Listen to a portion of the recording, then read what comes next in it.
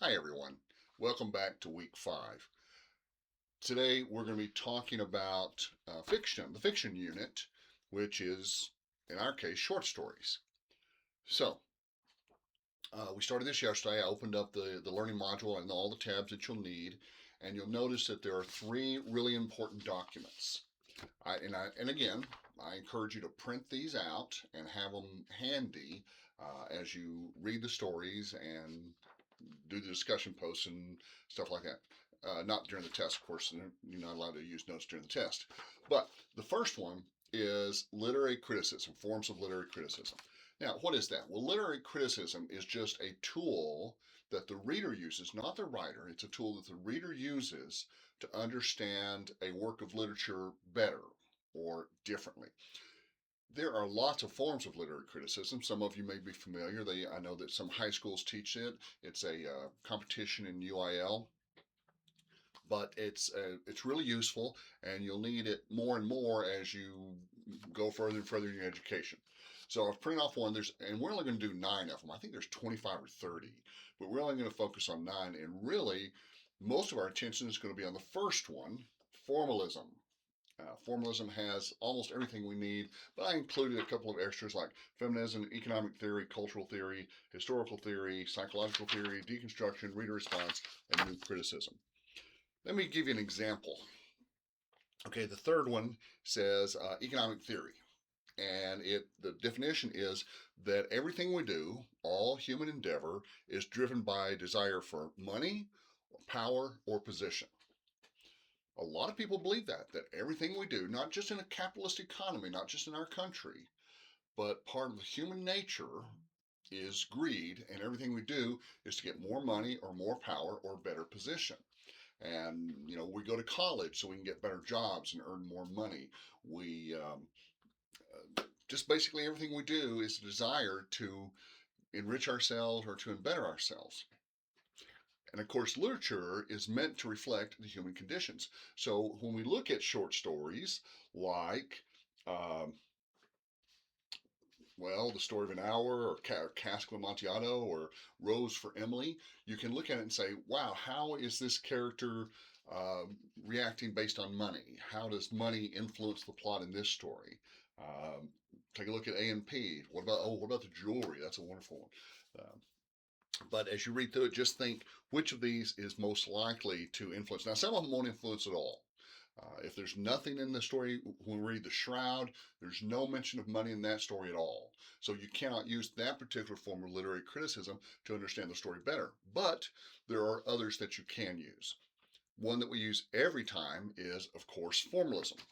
There's a separate handout for it, and I've titled it Short Story Vocabulary, but really it's also known as the elements of formalism.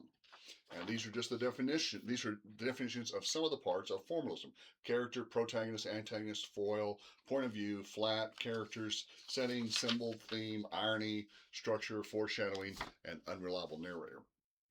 As you go through a story, do your best to pick out those individual parts. If there's any examples of foreshadowing, if there's any examples of symbolism or irony.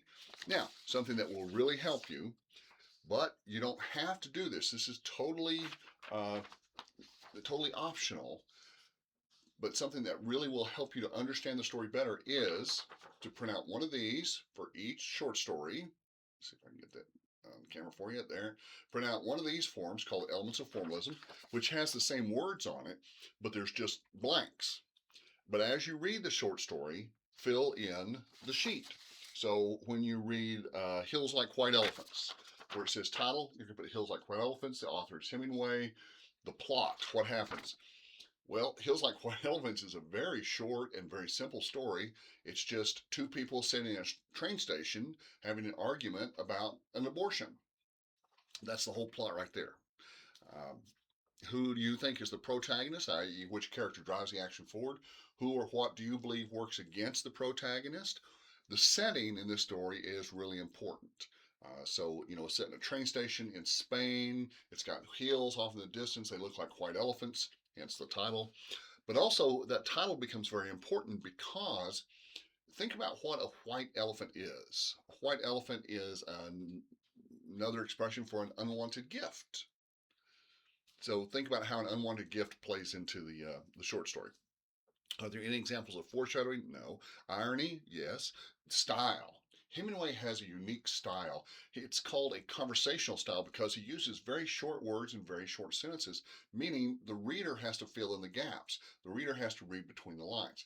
Now, compare that to uh, A Rose for Emily. There's no gaps. Faulkner fills in all the gaps for you. Lots of details, lots and lots of long words and long sentences, long explanations, and Heels Like White Elephants. Rose for Emily is a very complicated story, and he tries to explain everything. It's up to you to kind of untangle that web and get at the meat there. And the meat is this: she's crazy.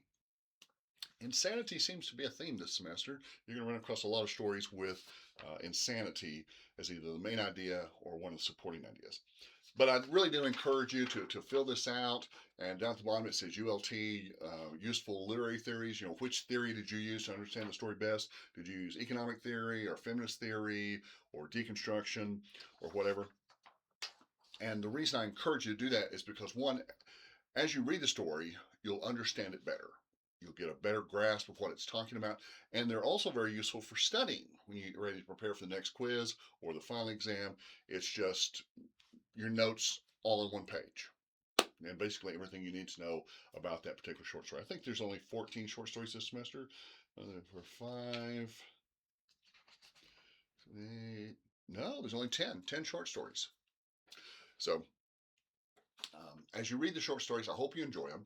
Please remember that it's almost impossible to get everything you need from the short story by just reading it once or just skimming it or looking at it. Is really not going to get you there. So you need to read the story carefully, hopefully fill out the form, think about what the story is saying and how it's saying it. Let it sit for a day or two, then come back and read it again. If you print those out, highlighter works wonders, helps me remember a lot of stuff and focus in. But however you choose to do it, whether it's taking notes or filling out the form or using a highlighter, whatever works for you, do it. And I think you'll enjoy the course better and get more out of it. Okay, when you have questions, especially about the content, you know, what's going on in this story, what did this mean, does this represent a symbol in the story, please feel free to drop me an email and I'll be happy to answer your question and then forward it on to the rest of the class. Okay, y'all have yourselves a good week and we'll talk some more later.